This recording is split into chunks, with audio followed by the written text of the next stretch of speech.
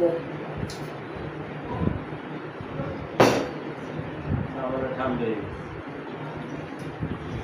খাবার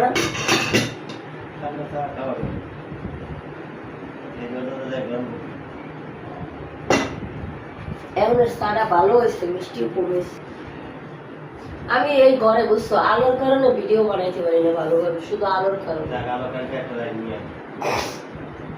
কোনোভাবে আলো না, আলোর সমস্যা আমার।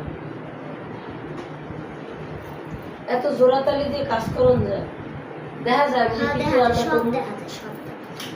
আজকে করোনা বা যে কাঁচামরিচ গুলো বাঁচতে হইব। আজকে ডাটা দিয়ে রান্না করবো, তাজা তাজা ডাটা।